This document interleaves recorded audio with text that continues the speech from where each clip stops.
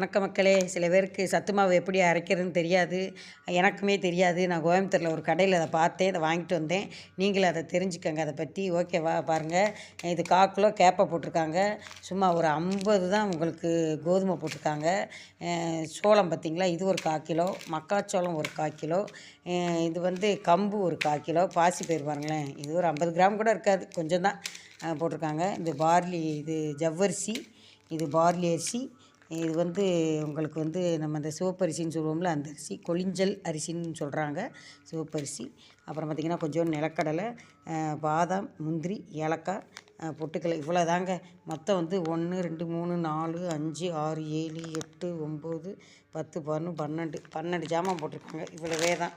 இதை வந்து அப்படியே அவங்க வறுத்தே கொடுத்துருக்காங்க. நம்ம என்ன செய்யணும், பச்சையாக வாங்கி அளவுகள் இவ்வளோ தான் பார்த்துக்கோங்க. வறுத்து அரைச்சிக்கிறதுலாம் எவ்வளோ 50 இருக்கும், 50 இருக்காது, 25 கிராம் தான் இருக்கும். இதெல்லாம் 25 கிராம் தான் இருக்கும் பாருங்க. இதெல்லாம் 1/4 கிலோ. இது மாதிரி வாங்கி அரைச்சி பிள்ளைங்களுக்கு கொடுங்க, சத்துள்ளது. ஆமாம், நானும் இது அரைச்சி பார்க்கலான்னு வறுத்தே கொடுத்துருக்காங்க அவங்க. ஆனால் நம்ம வறுத்துக்கணும். ஓகேவா? லைட்டாக வறுத்து மிக்சிலேயே நம்ம அரைச்சிக்கலாம், இல்லை மிஷினில் கொடுத்து அரைச்சிக்கலாம். நிறையா சேர்க்குறப்ப இந்த அளவோட இப்போ கூட 1/2 கிலோங்கிறப்ப இதோட 100 கிராம் சேர்க்குற மாதிரி வரும். அந்த மாதிரி சேர்த்துக்குங்க. ஓகேவா? சப்ஸ்கிரைப் பண்ணுங்கள், பிடிச்சிருந்தால் லைக் பண்ணுங்கள். உங்களுக்காக போட்டிருக்கேன். தெரியாதவங்க தெரிஞ்சுக்கங்க. நன்றி, வணக்கம்.